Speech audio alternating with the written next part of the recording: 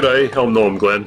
We're going to do a review or an analysis of a review of a horse loading training session that I did the other day with the owner of the horse, Jason. And Jason's very kindly allowed me to video it, and he's going to make some comments about the training.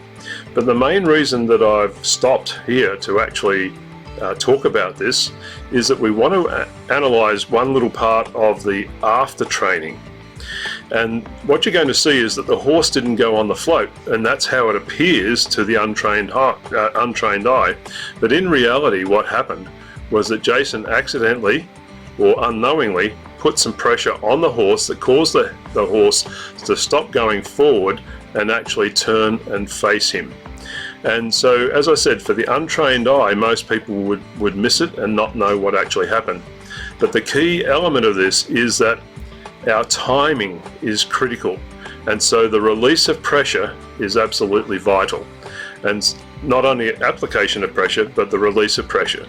So we're going to go through that, and I hope you get a lot out of it, and I hope that you can see what I'm talking about. I'm sure you will, and understand that it is really important to be able to release pressure quickly when you need to, so that you don't block the horse. Okay, let's have a look. So we've got Jason here today, and we're doing a pre-look at how the training, or rather how the loading goes before we do the training. Doesn't seem like much of a problem, except Maddie won't move.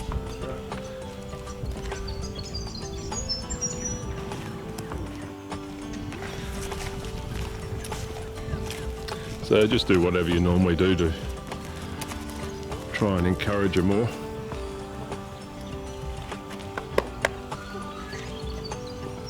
What is good about this is that Jason realises that there's no point getting into a pulling match with a big, strong horse like Maddie. Is that about how it goes? Yep.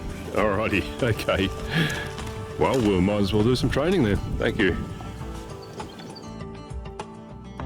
So after 3 hours with rearing and running backwards, Maddie finally got the idea. So theoretically now, Maddie should just walk straight onto the float. We've just been for a drive. So she's had her time out at a different paddock.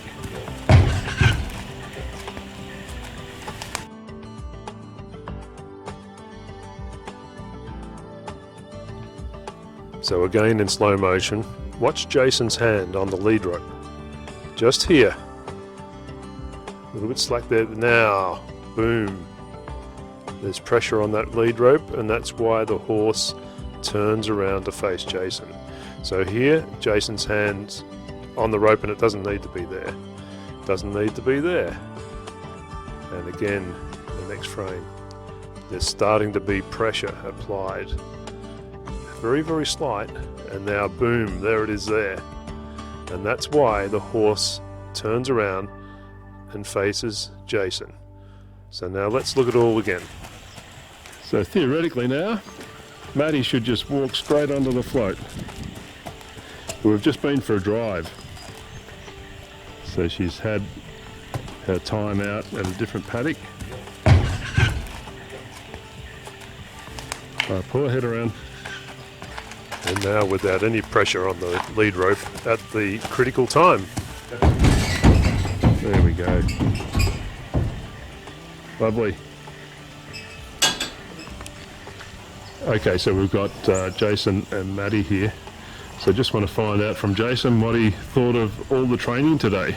Yeah, I actually thought it was fantastic. Didn't think had a hope of getting her on the float, and now she walks straight on. So what do you think were the sort of I suppose the most important learning aspect? I'm going to try and back away from the wind here a bit. What sort of things that were significant in terms of learning for you today? At the start, just watching you move the horse around, getting control of her, and then when she was waiting on the angle float, like just letting her, once she was going, let her have her head, no pressure, and she walked straight up. Any other comments you'd like to make? Or Nah, highly recommend you. Thank you very much. In a short time frame to not have her going on a float to literally walking herself straight up there. It was a fantastic couple of hours. Okay, well thank you.